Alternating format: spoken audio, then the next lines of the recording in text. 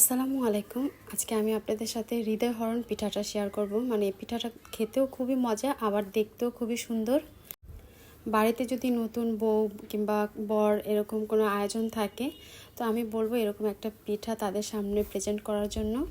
তো এর জন্য এখানে আমি 1.5 কাপ পরিমাণে দুধ নিয়েছি। আর এই দুধের ভিতরে আগে থেকে আমার দুধটা জাল করা, দুধের ভিতরে দিয়ে দিচ্ছি সামান্য পরিমাণে লবণ আর দিয়ে দিচ্ছি এলাচ গুঁড়ো। তাহলে পিঠাটা খেতে খুব সুন্দর একটা সুঘ্রাণ আসবে। ঢাকনা দিয়ে ঢেকে দুধটা আমি একটা বলক আনিয়ে নিয়েছি। তারপরে এই দুধের ভিতরে আমি স্যুপ বাটির 1 বাটি ময়দা দিয়ে দিচ্ছি। তারপর খুব ভালো করে এটা মিক্স করে নেব।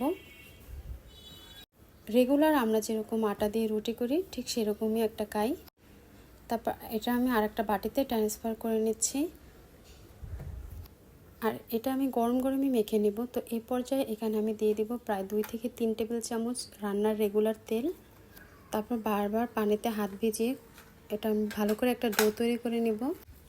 মানে এটা এমনভাবে মথতে হবে যেন খুবই সফট একটা ডো হয়। তো আমার এটা মাখা হয়ে গেছে, প্রায় 5 থেকে 6 মিনিটের মতো আমি এভাবে মেখে নিয়েছি। তো এর ভিতর থেকে আমি লেচিগুলো কেটে নিলাম। একটা লেচি নিয়ে এটা দিয়ে আমি একটা রুটি তৈরি করে নিব।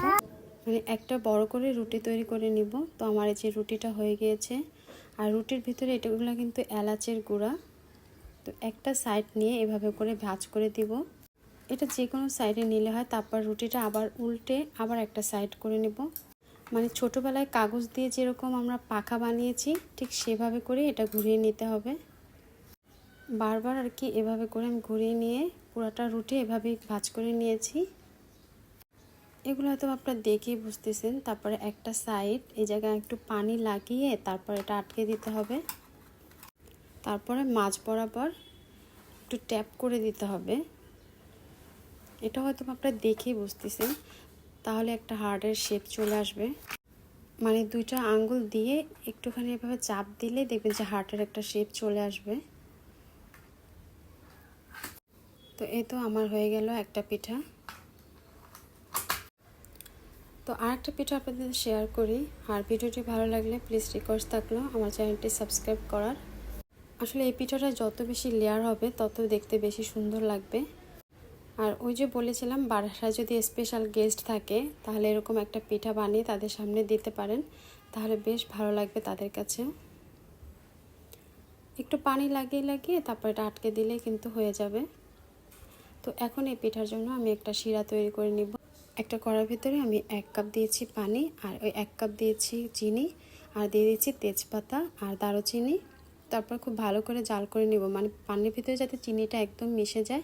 আর বেশি না, 2 থেকে 3 বার বলক আসলেই হয়ে যাবে।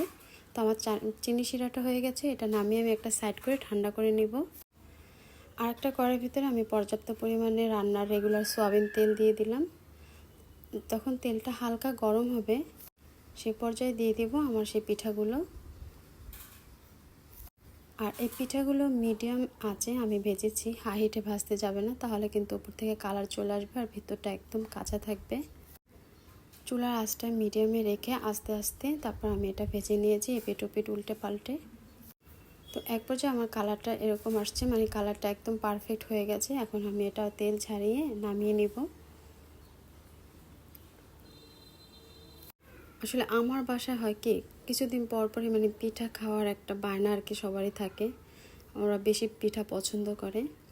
তো একটা ব্যাচ ভাজা হয়ে গেছে, তারপর আমি আর একটা ব্যাচ ভেজে নিচ্ছি। চিনি শিরাটা ঠান্ডা হলেও আমার পিঠাটা কিন্তু গরম আছে। গরম পিঠাটা চিনি শিরার ভিতরে দিয়ে এপিট ওপিট করে ভালো করে আমি চিনি শিরার ভিতরে চুবিয়ে তারপরে তুলে নিব। আর যখন পিঠাটা পরিবেশন করবেন তখন ওই চিনি শিরাটা যে রয়ে গেছে সেটা যদি একটু উপর থেকে দেওয়া যায় তাহলে কিন্তু পিঠাটা খেতে আরও বেশি রসালো, আরও বেশি মিষ্টি, আর বেশি ভালো লাগবে।